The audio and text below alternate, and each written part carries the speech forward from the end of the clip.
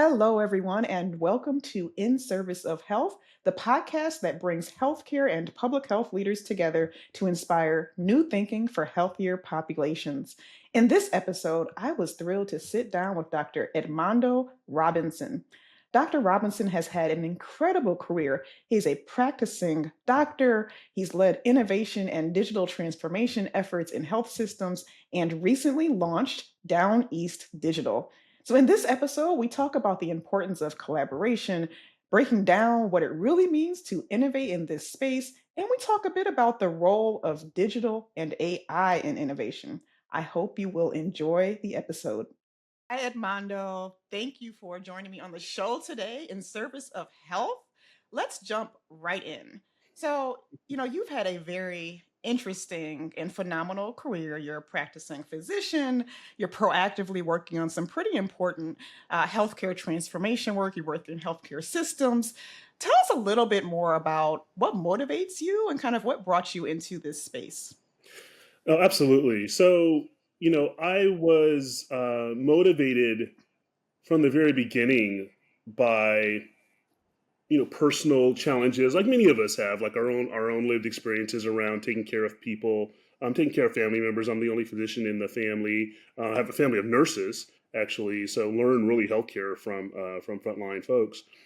And so when I got into medicine and started taking care of patients as a physician, I started noticing similar trends to when I was taking care of my own, family members and seeing them going through their struggles. And so I said, well, what's missing? Why am I seeing the same things? And now I've been practicing for over a couple of decades, and it's the same things. Nothing has changed substantively that I have been able to notice. And so, taking care of patients as a physician is a one on one interaction. But I thought, what can I do at a system level, at a market level, at an industry level that might be really impactful for the greatest number of people? So, seeing the disparate outcomes across medicine and in oncology, which is where I spend my time now, led me to say, well, I need to think about positioning myself differently so that I can impact the most folks, and the time that I have to really make change. And so I decided to step away from my corporate job, not away from taking care of patients, that still keeps me grounded, but away from the corporate job to go into industry and say, look, where are the opportunities? Where can we innovate? Where can we invest? Where can we collaborate? And where can we really move the needle to address, again, the issues that at this point have plenty of documentation and research behind them? I love that. And I love how you talked about kind of your personal story. I too have a family of nurses, the first physician, but you also talked about something really important, which resonates with me, which is, there's only so much you can do in a one-on-one interaction with a patient as a clinician, physician, nurse, whatever it is. But you talked about systems change, right? And so related to that, and something I'm asking everyone, what does public health really mean to you? Why is public health in particular important, especially as you kind of tie it back to that systems level change? Right. So for me, not, and I'm not a public health expert, so I'll give you my definition with that caveat. But for me, public health is health at scale. And so it gets right to this idea that as an individual physician, there's only so much I can do. And quite frankly, I sit on health system boards. As a health system, there's only so much you can do. Health at scale is public health, right? And so, I know a lot of folks talk about vaccinations, and we won't necessarily have to go into all that. But I think about things like, clean water and seatbelts and speed limits and things like that, which is health at scale that people don't necessarily associate with public health. That to me are those are the powerful levers that actually keep people healthy over the long term, and quite frankly, are way more impactful than the individual health care interventions that we do on a day-to-day basis as physicians and clinicians. That's how I think about it. You're speaking to my heart, right? Health at scale. And often, public health is often the invisible health at scale. Mhm. But I love the way you frame that. So let's talk about something else that's really exciting that you've been working on. And I am, very proud to be a partner with you, working through this. Down East Digital. Yeah. Tell us about Down East Digital, for our listeners. What is it? Yeah. How did you come to kind of launch it? And what are Yeah. some of the key gaps you're trying to address with this work? Absolutely. So Downeast Digital was born out of my time as an Aspen Institute Health Innovators Fellow, when really we're tasked with, and in my again, this is my interpretation of the charge. We're tasked with saying, how are you truly going to make an impact on the world? And it sounds simple, but it's pretty profound when you're sitting with 20 other brilliant people in your class, all trying to figure this out together. And I knew that I wanted to figure out a way to address again what I see as a large market opportunity in healthcare, which is the gaps in outcomes between those who are receiving pretty good outcomes and those who are not. Right? To me, I see that as a market opportunity because that means that there should be some intervention that bridges that gap and brings those folks who are not receiving the outcomes closer to the folks who are receiving the better outcomes. So I decided to go off and think about this in terms of this concept of bridging those gaps in terms of where my expertise lies. And my expertise lies in healthcare, and it lies in digital and digital innovation. So I'm not trying to solve all the problems, especially the ones I'm not an expert in.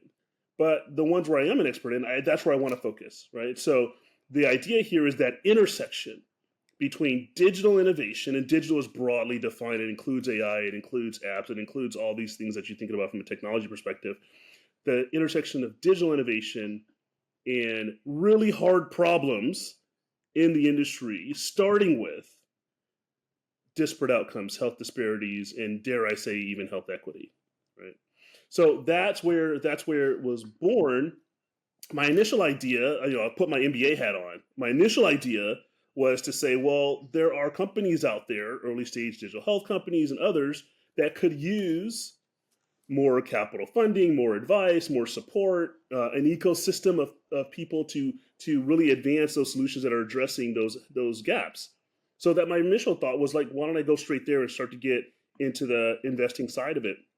But what I found in that process was that building a community of senior executives in healthcare across the healthcare ecosystem, across the health ecosystem, quite frankly, all focused on the same challenges and the same intersection opportunity of digital and health outcomes was really powerful.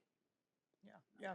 And so I pivoted a little bit. This is this is our language, and kind of in this innovation space. I pivoted right a little bit there and said, well, let me spend some time focusing on the community, building and supporting that community, on the collaboration across that community, and then we'll get to the third C, which is the capital side, right? Community, collaboration, and then capital. That's the foundation that we're built on this point. And so we convene folks. We again, senior executives. We collaborate on specific projects like aging in place for seniors and disparities in birth outcomes and maternal outcomes, as well as supporting the ecosystem for founders and investors. And now we're on the capital side, and we've spun up a syndicate to focus on investing. So we're getting to that third C. I love that. And I love how you talk about pivoting, which is so important, right? Like figure it out, learn, test, learn, and then try again. Doesn't mean failure, it means pivoting. Right. Let me dive a little more into some of the focus areas you talked about and the disparate outcomes that we see. Right. Maternal health, something that's near and dear to my heart as well.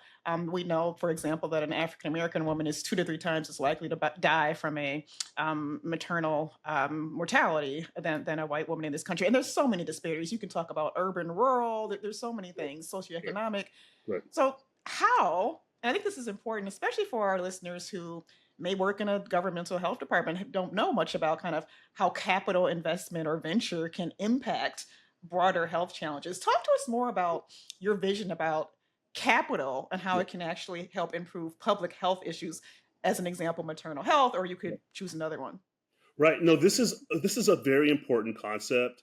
that I do want to make sure that the folks listening and watching uh, get from this conversation.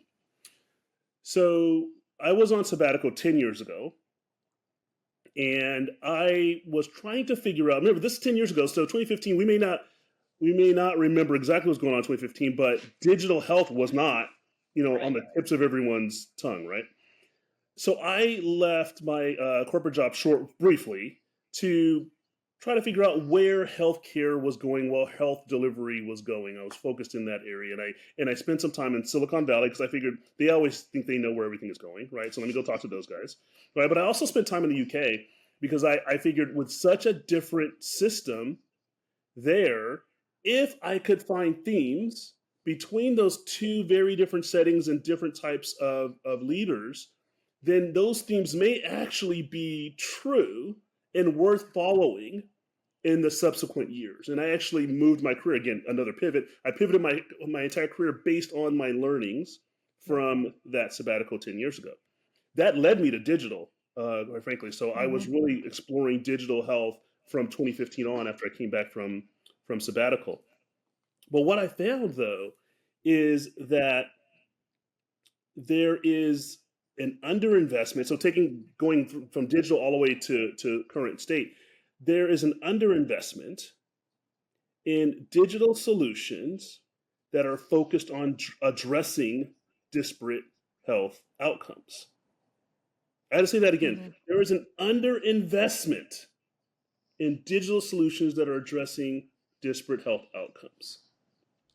And now, so hold that for a sec.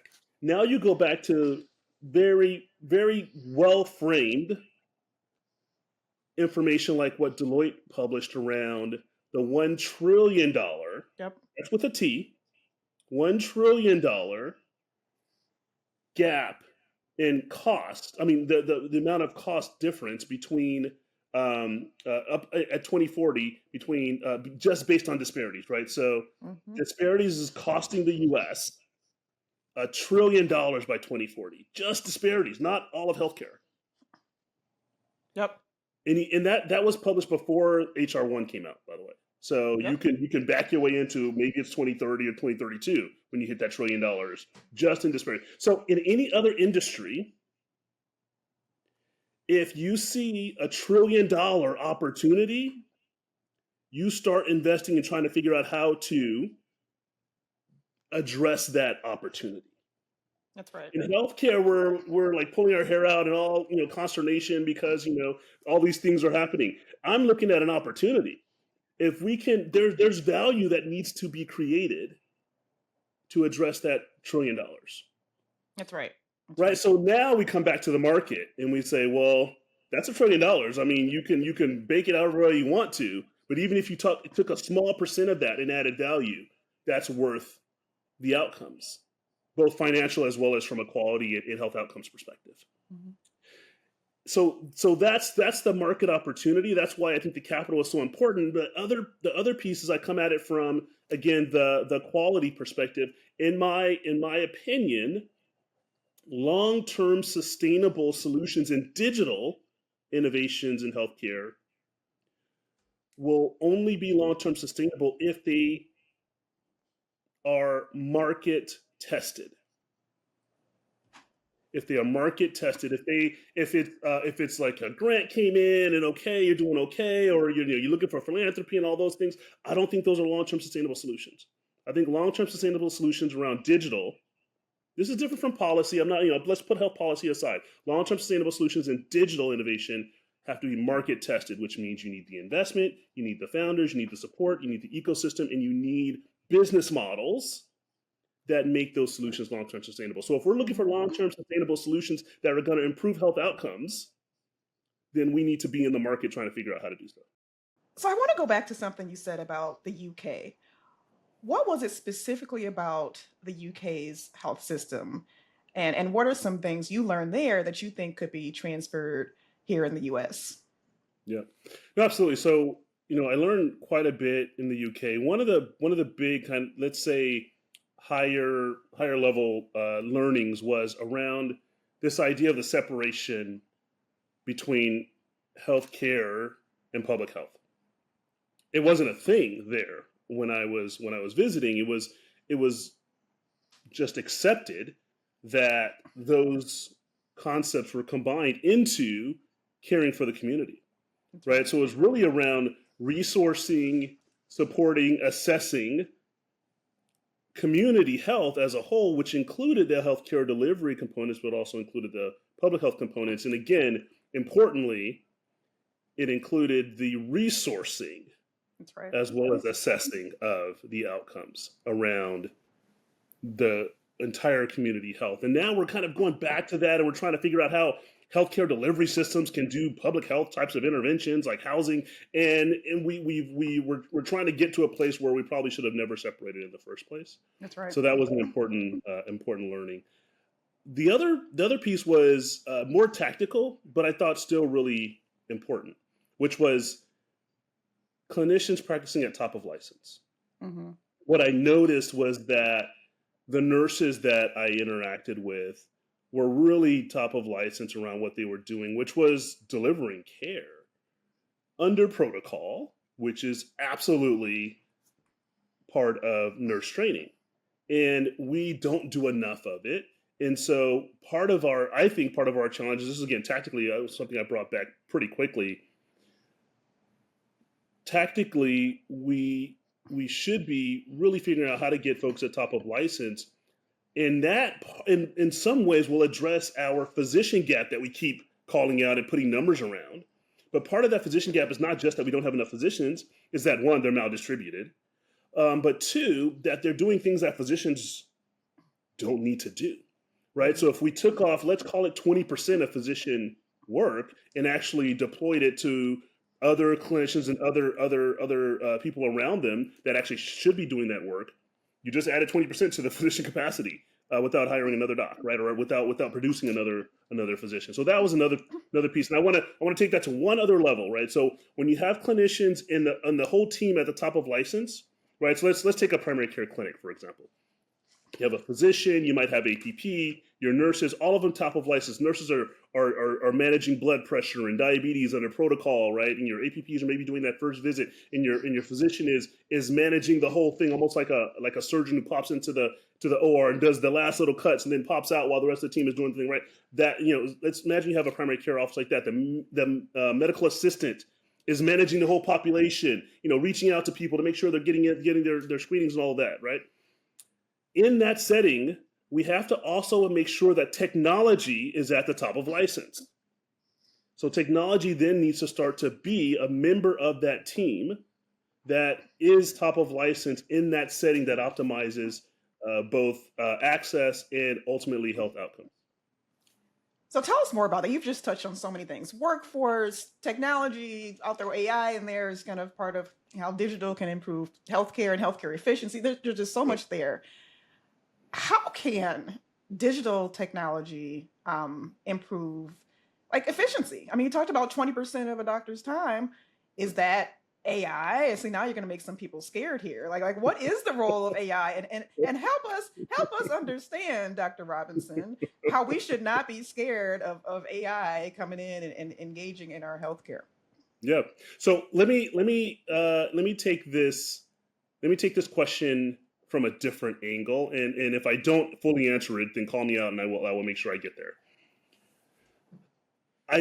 One of the challenges I'm finding, especially with senior executives in healthcare, and this is across the ecosystem, so not just on the healthcare delivery side, the payers, and others, is I keep hearing this concept repeated, and it's almost like nails on a chalkboard for me, which is, what's our AI strategy?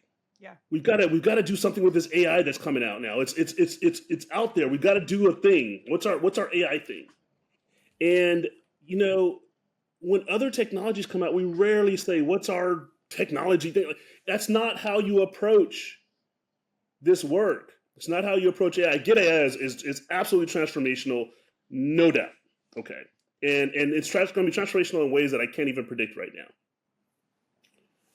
That being said, the approach to this technology, just like all others, should always start with the problem you're trying to solve. What are you trying to solve? What's your strategy? What's your ultimate, you take it to the board and they sign off on strategy. Then bring in the expertise or outsource the expertise that'll help you translate that strategy into the interventions required to execute on that strategy. They may be AI in there somewhere. It may not be. It may not even be technology. It may be process, right?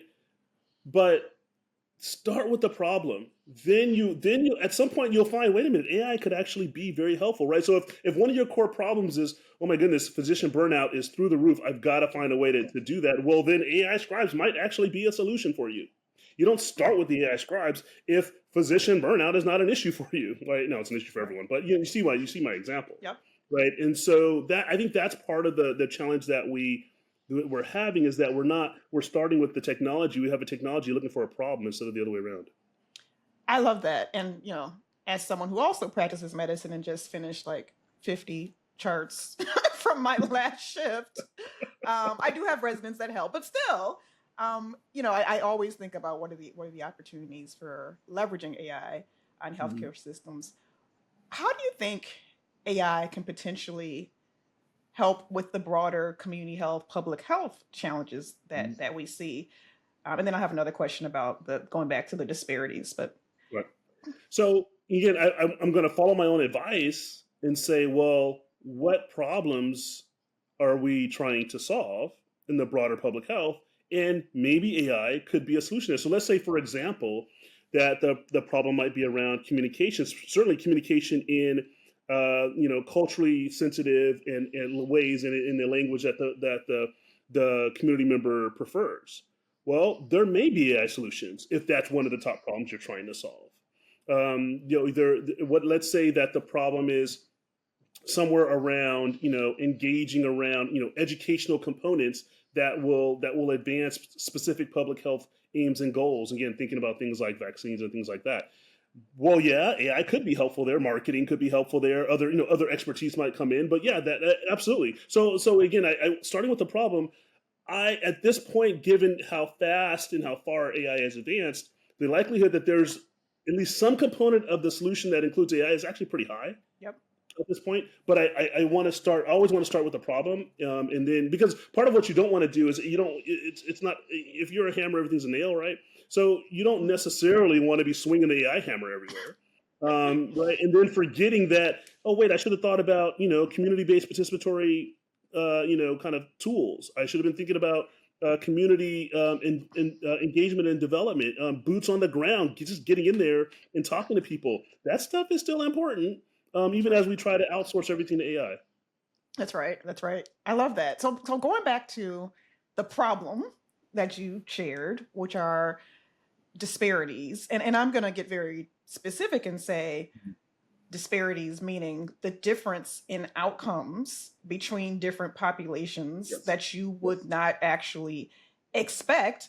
And by the way, it's costing us, as a health system, even personally, probably in your pocket, for those of you listening, it costs a lot of money. And let's also, talk about just poor outcomes are bad, right? Low Sorry. quality of Yeah. life, people dying soon. These are real lives. And so all that is to say, how can digital technologies address these avoidable, preventable differences in outcomes across different populations?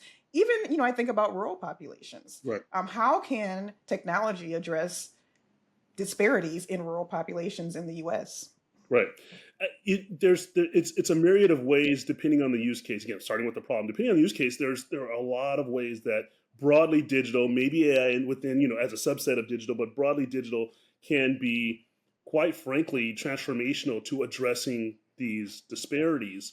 I think about rural, again, our last summit before the one we just had in musculoskeletal care in Charlotte. Our last summit before that was in Maine, and the theme was innovating in rural health.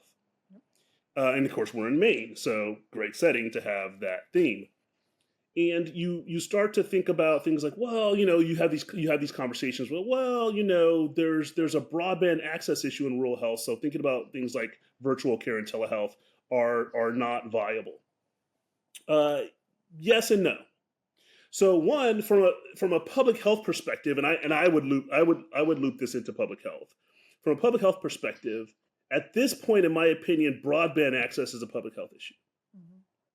So again, I'm increasingly eliminating the artificial separation between healthcare delivery and public health, right? If we really want to innovate in in rural care, then we start with the foundational components, including access to broadband, and Wi-Fi access and all that at high speeds, right? So we start to address that, and then we on top of that infrastructure, now we can start to outreach and engage with all the other digital tools, whether just simple apps, whether it's remote patient monitoring, whether it's nurse visits at the home, whether it's hospital at home. All now that you have that infrastructure, that foundational component, you then can layer in all these other interventions and interactions.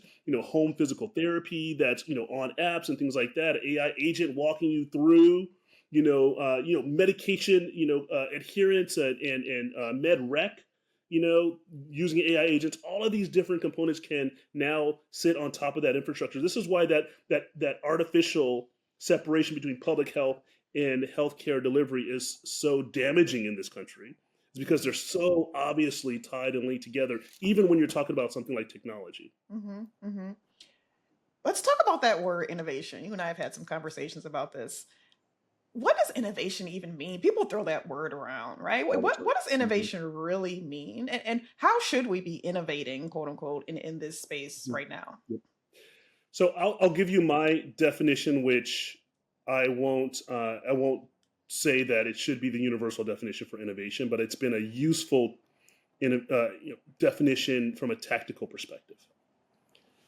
So with my teams, and I've led lots of innovation teams over the years. With our teams, we define innovation as something that's new to us with an uncertain outcome. And both of those concepts are important. So I want to dig into both of those so that we understand Mhm. why it's innovation and not something else. So innovation is something new to us. So something new is the obvious part, right? It's innovation. It should be new. It shouldn't be old necessarily, right? Something new, but it's something new to us. It doesn't have to be new to the entire world and the whole concept of all the things, right? It's new to us. It's still an innovation, even if someone else, one or two folks over there have already kind of started on it. It's totally new to us. Okay, something that's new to us with an uncertain outcome. This is the part that healthcare has a lot of trouble with, this idea of an uncertain outcome. If you know what the outcome is, if you deploy the whatever the tool is, that's not innovation, that's implementation, Mhm. right? Because you know what the outcome is going to be, because there's paper after paper, there's study after study, there's use case after use case that says that when you do this thing, that thing happens. In that setting, it's still important. Implementation and implementation science is still very important, but it's not innovation. Innovation has an uncertain outcome. We have to embrace this idea of an uncertain outcome, because we have to embrace the idea that not everything is going to work. And once we start to embrace the idea that not everything's going to work, then you start to build in muscle memory around the idea of understanding when something hasn't worked, being able to call that out, being able to let it go. Because a lot of folks don't work. Oh, we're just going to make it work. Well, no, if it's innovation and it didn't work, that's great. Let it go and let's move on to the next thing, because you only have finite resources, right? So being able to let it go, but being able to also understand what you learned if that innovation failed. And oh, wait, I used the word failure, and that's also a hard thing for a lot of folks Mhm. to understand. But if you cannot truly innovate and be afraid of failure. Mhm. That those two concepts don't go together, right? And so again, if it's new to us with an uncertain outcome, that outcome could be failure, right? And so those concepts are really really important to kind of intertwine together. That's truly how you go after innovation. And quite frankly, some organizations and institutions may not be ready for innovation because they're not ready to really think about something that's new to them with an uncertain outcome. Okay, I like that, but let me push on this, right? Mm, mm, Let's keep it real, okay? mm. hospitals, public health Hmm. facing just tremendous changes in Hmm. infrastructure and funding. Depending on what you read, 11 million people may be losing their Medicaid. We talked about rural health and hospitals potentially closing. Right. How do you manage this tension between, if I've only got $500, I'm going to try and do evidence-based interventions, which Sure. means, and I'm making this up, I'm putting words in your mouth. Maybe Yeah. this means we think it's really going to work because we Yeah. got evidence that Yes. says it's really going to work. Sure. How do you, in a very challenging fiscal environment, Hmm. wherever you are sitting in health, how do you like? What's the opportunity, and why should you be innovating? Should you Yeah. be innovating Yeah. in a time of fiscal uncertainty?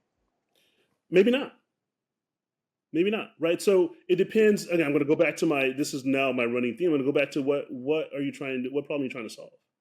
Right. So if the problem you're trying to solve with your limited resources, your $500, is a problem that has plenty of evidence, then you focus on the implementation, use your resources appropriately, and it's not an innovation. That's okay. That's okay. But if the problem you're trying to solve doesn't have any evidence, but you're sure that that's actually the problem you need to go after, you better innovate. Mm-hmm. Mm-hmm. You don't have a choice, right? So if the problem you're trying to solve, for example, is how do you drive down the cost of care? How do you drive down administrative burden and administrative overhead? Right? There's not a ton of evidence of exactly what you should do, but you know that's a problem because you just said that you set the scenario up as limited resources, right? Which is a true scenario, right? So you know you have limited resources, and if one of your core problems is you got to get rid of some of this administrative overhead so that you can execute, that problem has not been solved with tons of data and studies and implementations that you can follow, Mm-hmm. rote by rote. You have to innovate in that space. You have to, if that's one of your core problems, which means you may not be successful, right? So you may deploy some AI tool in your rev cycle to try to drive down the cost of your rev cycle management, and it may or may not work. In that case, actually, there's quite a bit of evidence that a lot of it does work. But that's where you have to innovate if you've decided that that's a problem and the solution isn't readily available for you. Mm-hmm. Mm-hmm. I also love that you said you made innovation a bit more simple, right? It does not have to be something new. And another thread I'm picking up, innovation could be for the US, healthcare and public health working better together. That would be an innovation for the US. As Yes. simple as that sounds. Yes. Um, but going back to, maybe putting on your healthcare administration hat, Mhm. if you are leading a health system right now out there, and one of our listeners is listening to you, what should health system leaders be thinking about and doing in these challenging fiscal times? Mhm. And how and should they be innovating? And how should they be working with public health? There was a lot of there, but pick There's a whatever you lot. want to pick whatever There's you a, want to answer. there's a lot. There's a lot, and again, I do sit on a couple of health system boards, so we have these. These aren't hypothetical Mhm. questions and conversations, right? These are real conversations that we have with our CEOs on a regular basis. It goes back again to my running theme of what have we decided are the problems that we want to solve. What is our commitment to the community? What have we said that we are really going to deliver? And then you follow through with, okay, well, how are we going to do that in these increasingly fiscally constrained times? So in those settings of again increasing fiscal constraint, you not only go into what problem you're trying to solve, you go into hyper prioritization mode. So you focus on your prioritized list of what are the core strategies, goals, objectives that you are going after. And then you figure out what are the tools and what are the collaborations and what are the resources necessary to get there. And again, increasingly, when you're trying to take care of an entire community, which is where a lot of these healthcare providers and payers are sitting right now, increasingly, and you haven't thought of collaborating with public health as part of your overall armamentarium, then you're leaving resources on the table, you're leaving expertise on the table, and you are not going to get as far or as fast as if you had thought about that collaboration opportunity, right? So that to me is a fundamental misstep Mhm. if community health outcomes is part of the goals that you're trying to accomplish, which should be true for the vast majority of those folks. Okay. The other piece is, in most other industries, this is not always true in healthcare, so I'll caveat that, but in most other industries, technology makes things more efficient, not Mhm. less. Now, we have plenty of examples of how that's not true in healthcare. That being said, Give us an right, example. Give us an example, Edmondo. of technology not making things more efficient. Where's technology messing us up in healthcare? So the part of the challenge, we'll just go. I don't want to kind of berate my radiologist. We'll just go to imaging, right? Every time a new imaging modality comes out, healthcare, the cost goes up, That's true. not down, right? So a technology innovation comes out and everything goes up. That shouldn't happen, right? A new procedure comes out, right? And that new procedure is more expensive than the old procedure, right? In other industries that doesn't happen. When you have a new thing, it better be so much better if you want to pay more for it. Most of the things that innovate come out are driving down the cost, which is why we can afford to do things like be on a call like this with supercomputers, that just not that long ago the amount of computing capacity that we're using right now would be practically supercomputer Mhm. level, right? The innovation and technology drove the cost down in Mhm. that industry, and it doesn't do that in healthcare. That's so. I mean, there's a lot of those Yeah. examples, unfortunately, right, in healthcare.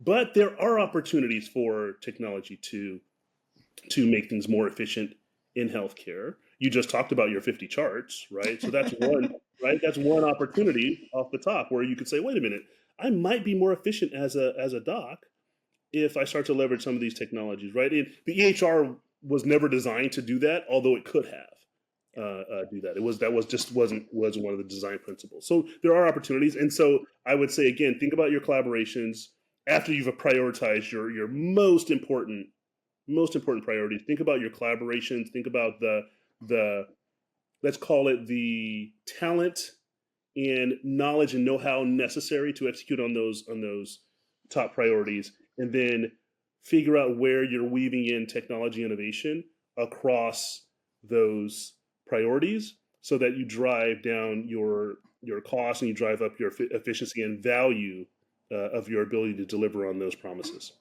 I love that. And also you touching on talent, expertise. It may not be under your umbrella working in your hospital or health system.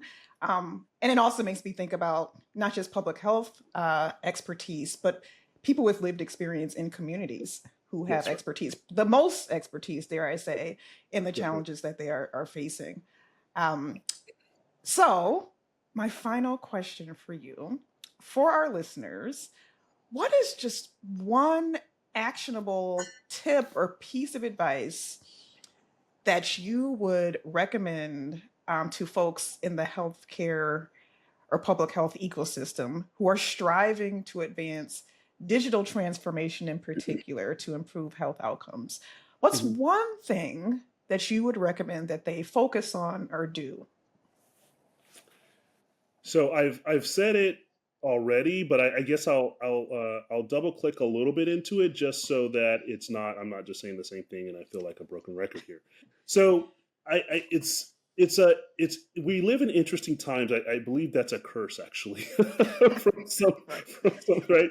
So we do live in may you live in interesting times. So we do live in interesting times. I don't think it's a curse, but we do live in interesting times, and it's hard to figure out how you're going to navigate all the changes that are happening and are coming at us.